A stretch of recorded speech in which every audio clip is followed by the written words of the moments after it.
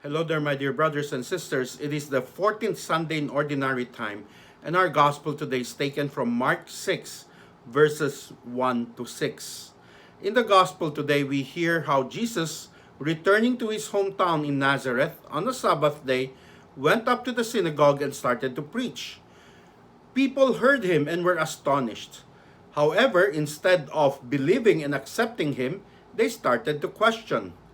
They started to ask, where did this man get all his power to perform miracles? Where did this man get all his wisdom in what he's teaching? And is he not just a carpenter? And is he not Mary's son? And so all this became a hindrance for them to receive and accept Jesus as the prophet, as the Messiah, as the teacher. They did not question the miracles. They did not question the teachings. They were amazed by them, but they were questioning the humanity of Jesus. That Jesus is just but human for them. They would not expect God would use him for a certain purpose or for a certain mission. And so that led to the rejection of that led to their rejection of Jesus as a prophet, as a teacher. And because of that, because of the lack of faith, very few miracles were performed in Nazareth. What can we learn from this very short gospel? First, why do we, even until today, knowing that Jesus is God, still reject him? Probably for some people, number one, probably for some people, they treat Jesus as one of the great men in the world, great man in history. Just like Confucius was a great teacher, just like Mahatma Gandhi, who is a great prophet. Maybe Jesus is just one of them. They failed to see that Jesus is God, and that when Jesus speaks, it is God giving his commandments. It is God speaking to us. And so his word is just taken for granted, not taken seriously. And so that is why some people continue to reject Jesus as the Messiah. The second reason could be because they could not accept the teachings of Jesus. It was so difficult for them. It disturbs them. You know, at times on a Sunday homily, people simply wants to be entertained, or simply they want to find affirmation, or affirmation of what they believe, that what they believe in. They are not ready to receive things that would disturb them. But a good prophet would disturb. A good prophet would challenge and disturb the way of life of a person. Because what's the role of the prophet?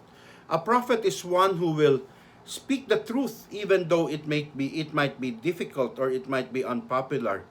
He will point out the mistakes of people. Courageously he will do that. And also present an alternative. And that is what Jesus did. He points out the wrongdoings and tells us what to do. And at times that happens. And when that happens, people are not happy to be corrected, to be challenged, because they have been comfortable in their own ways. So they reject the Lord. Another reason that I could think of is that some people are just used and so attached to what they had been used to do, or into some culture, that they could not give it up easily, and so could not accept the Lord also. Like, for example, I have some friends, parishioners, whose family background is like Buddhism, or it has a lot of Chinese ritual practices, that they know once I accept the Lord, I accept Jesus, they have to give up all of this. However, it is not easy for them to give up what they had in the family or in their culture. And so those are some of the reasons. You might be able to think of others why people, even until today, continually reject the prophet, continually reject Jesus. And if we go to the first reading today in the book of Ezekiel, God called Ezekiel to prophesy to the Israelites who were rebellious, to the rebellious house of Israel. And Ezekiel was rejected as a prophet. And so just as Ezekiel was rejected by Israel, Jesus was rejected in Nazareth and later on also in Jerusalem. Not all prophets are accepted. Today, who are the prophets amongst us? The church, the Roman Catholic Church with her teachings. She speaks prophetically. She tells the truth. The church teaches us the truth. However, we know many people today would not listen to the church if it is not according to their belief, to their own opinion. They would accuse the church of being traditional. They would accuse the church of, just old-fashioned, no, and They even accuse the church of being politically incorrect, no, all this stuff, simply because they could not accept the teachings of the church, who is a prophet. And so today probably we ask ourselves as a reflection, we ask ourselves, have we truly accepted the Lord in our lives? Or what are the stumbling blocks? What are the hindrances for us to receive Jesus as a prophet, as a teacher, as a Messiah? Another point from the gospel today that may be disturbing for many Catholics is that in the gospel today, it's mentioned that Jesus, when they said that Jesus is the son of Mary, the brother of James, Joseph, brother of Simon, and so here comes the question: did Jesus really have brothers and sisters? No. Now, and this line has always been used by our Protestant brothers and sisters to question the perpetual virginity of the Blessed Virgin Mary. For just a quick explanation, the word brother, the word brother is a translation from Greek, which is adelphos. However, the word adelphos in Greek may mean brother as sibling. It may also mean brothers as cousins.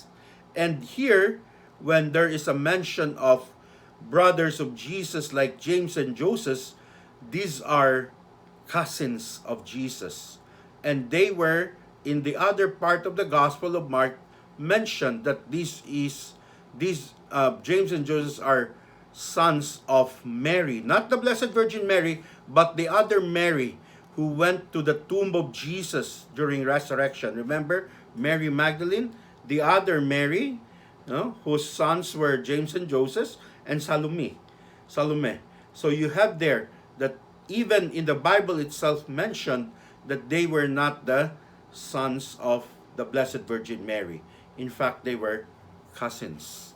And so that is one background there, or reasoning that we could give to say that the word brother in this portion of the gospel, if you turn to the original text, which is Greek, uses the word adelphos, may mean cousin or kin, or relatives, which Jesus in a way mentioned when he said, a prophet is not without honor except in his native place and among his own kin. So he was referring to his cousins, relatives, that he is not accepted even among his cousins. So just to make that clarification, so that when times some of our Protestant brothers and sisters who attempts to destroy our reverence and our love for the Blessed Virgin Mary, we know how to respond to that. And just to end this reflection, I noticed in the second reading, in the second book of Corinthians, there is a mention about the thorn of the flesh, that Paul experienced, which he asked God to remove it from him 3 times. But God allowed that to happen. God did not take that away from him, so that in his weakness, in his suffering, God, he may recognize that God is his strength. God may shine. And that is the same thing. What is that thorn of the flesh? There are many different interpretations to that thorn of the flesh of St. Paul, because there is no exact interpretation. Some people interpreted it as it could be the false prophets who have been disturbing him, like they were sent by the sent by the angel of Satan, right, to disturb the work of Satan, the work of Paul. These are the thorn in his flesh. Some people say, as Saint Augustine would say, it's like the concupiscence, the physical temptations that he may have experienced in his life, which is very true to all to all human beings, concupiscence. And the third one, it could be because of his physical ailment. And many times in the letters of St. Paul, it showed that he had some eye problem. No? And so probably he was asking the Lord to take that eye problem away from him, because when the eyes ache, the head aches also, and a lot of his ministry is affected. So, but God said, or God is like saying, it is in this weakness, in this suffering, that God shines all the more.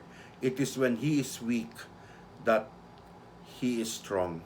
It is when he sees his own weakness that he becomes, that God, he sees that the strength comes from God. And so the same thing with all of us. When we go through suffering and certain weaknesses, it is a moment for Jesus to shine. It is a special opportunity, chance to see that our life depends not on our own, but on God.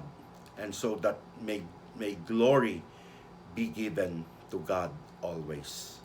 Amen.